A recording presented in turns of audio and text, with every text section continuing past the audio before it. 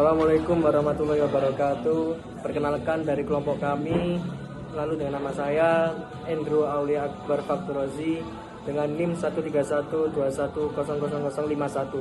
Perkenalkan, nama saya Ahmad Jaraf Nani, nomor NIM 13 12 4061. Perkenalkan, nama saya Renaldi Bagasi Wanjoko, nomor NIM 13 12 4062.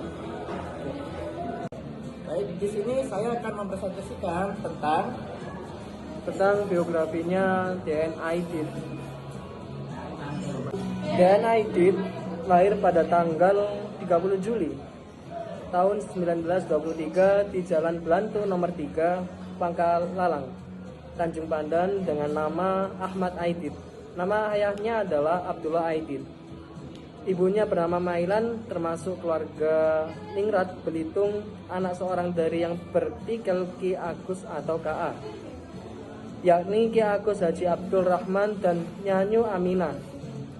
Dari perkawinan Abdullah dan Mailan, lahirlah 4 orang anak, yaitu Ahmad Aidit Basri, Aidit Ibrahim Aidit yang meninggal waktu ketika kecil, dan Murad Aidit. Abdullah Aidit bekerja sebagai Mantri Kehutanan dengan gaji ketika itu adalah 60 gulden. Dengan masa dinas sudah puluhan tahun. Anak-anak remaja di kampung Aidit terbagi menjadi 4 golongan, yakni pertama golongan anak kampung pribumi. Aidit termasuk golongan ini. Kedua adalah golongan anak benteng, anak tangsi yang terdiri atas anak-anak polisi yang mendiami tangsi. Pada umumnya adalah polisi yang datang dari Pulau Jawa. Ketiga, golongan anak Tionghoa yang tinggal di pasar adalah pedagang di kota tersebut. Golongan keempat dikenal sebagai anak sekak yang tinggal di suatu daerah perkampungan sekak yang bernama Birok.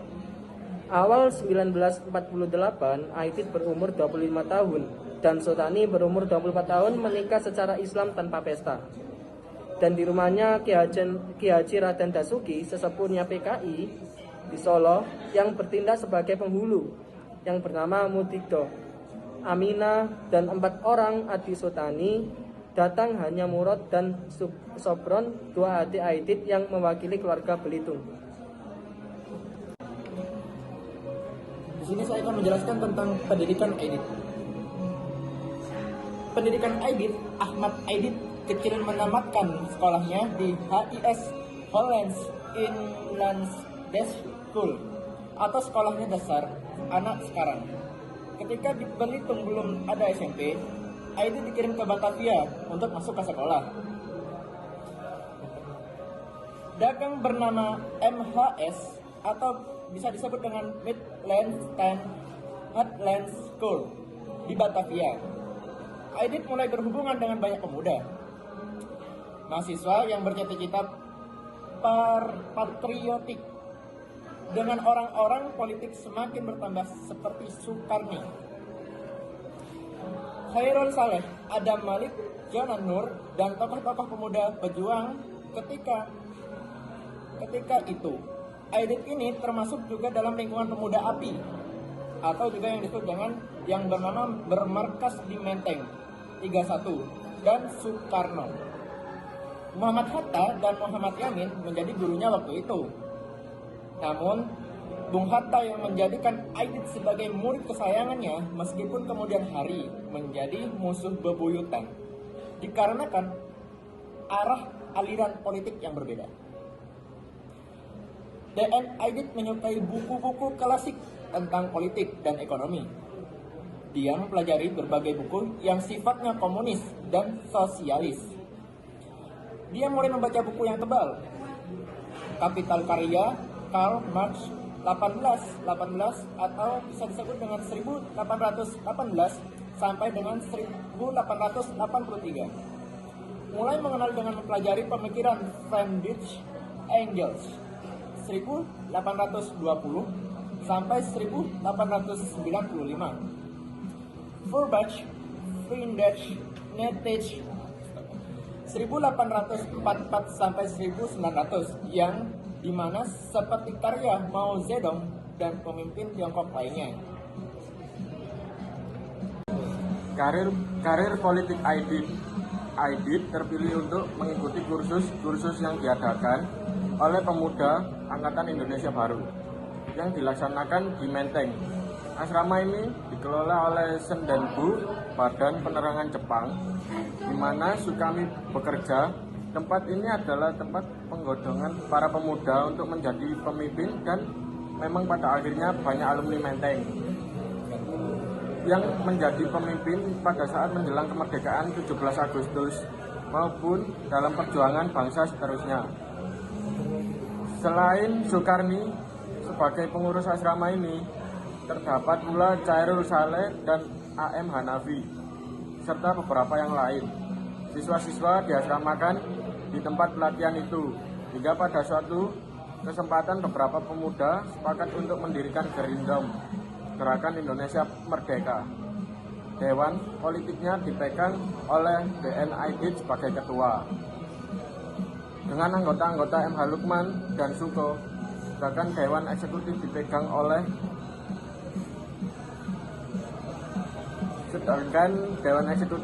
oleh Syamsuddin, Suko dan Siddiq Kertapati. Di samping itu, atas inisiatif Angkatan Baru, Indonesia ini mengorganisir pembentukan PBK, Persatuan Buruh Kendaraan, yang dipimpin oleh Suparjana dan DN Aidit. Para pengajar di asrama ini antara lain Bung Karno, Bung Hatta, Amir Syamsuddin, Mr. Subarjo, dan Mr. Sunaryo. Pemuda-pemuda bekas Gerindom diantaranya AM Hanafi, DN Aidit, Armansyah, dan pemuda sayap kiri dan Indonesia Muda merupakan inti dari revolusioner dari Angkatan Baru Indonesia. Mereka juga membangun organisasi semi militer yang bersama Barisan Banteng yang dipimpin oleh Khalid Rashidi, DN Aidit, Salam, dan lain-lain. Dengan semangat kebangsaan yang tinggi dan paham politik antifasis, maka pengaruhnya cepat tersebar di kalangan rakyat. Dalam aksinya mereka menggunakan nama Banteng Merah. DN Aidit, salah satu tokoh terkemuka Partai Komunis di Indonesia, memiliki pandangan yang khas terkait pemerintahan demokrasi. Dalam konteks politik Indonesia, pada era 1950-an hingga 1960-an, Aidit mengusung gagasan demokrasi rakyat yang berbeda dengan demokrasi liberal yang banyak diterapkan di berbagai negara-negara barat. Tentunya berikut adalah paparan terkait dengan pandangan Aidit tentang pemerintahan demokrasi. Yang pertama adalah makna demokrasi rakyat. Demokrasi yang diusulkan oleh Aidit tentunya yang bersifat liberal atau kapitalistik dengan demokrasi rakyat menurutnya, yakni berbasis kerakyatan yang dimana pemerintahan yang memperjuangkan kepentingan kelas pekerja, petani, buruh, dan golongan rakyat kecil. Anti-imperialisme, yakni menolak dominasi asing dan menentang sistem kapitalisme, yang tentunya ini menentang sistem kapitalisme yang dianggap merugikan negara yang berkembang seperti Indonesia. Yang berorientasi sosialisme, yaitu sistem demokrasi ini menjadi jalan menuju masyarakat yang lebih adil yang berdasarkan prinsip sosialisme. Baik, di sini saya akan menjelaskan ciri-ciri demokrasi yang dikehendaki. Keterlibatan langsung rakyat artinya dianggap sebagai elemen inti politik dalam pengambilan keputusan politik, yang dimana kebijakan pro rakyat, segala kebijakan diarahkan untuk meningkatkan kesejahteraan rakyat miskin, terutama petani dan buruh. Kepemimpinan kolektif mengutamakan kepemimpinan yang tidak terpusat pada individu melainkan pada organisasi partai dan massa. Penghapusan kelas-kelas sosial, demokrasi rakyat bertujuan untuk menghapus ketimpangan sosial melalui distribusi kekayaan yang lebih adil. Sekian, terima kasih. Saya menjelaskan penolakan terhadap demokrasi liberal. Aidit mengkritik demokrasi liberal karena dianggap hanya menguntungkan kaum borjuis atau elit ekonomi, membiarkan rakyat kecil tetap terpinggirkan, tidak membawa perubahan struktural yang dibutuhkan masyarakat Indonesia yang baru merdeka. Terima kasih.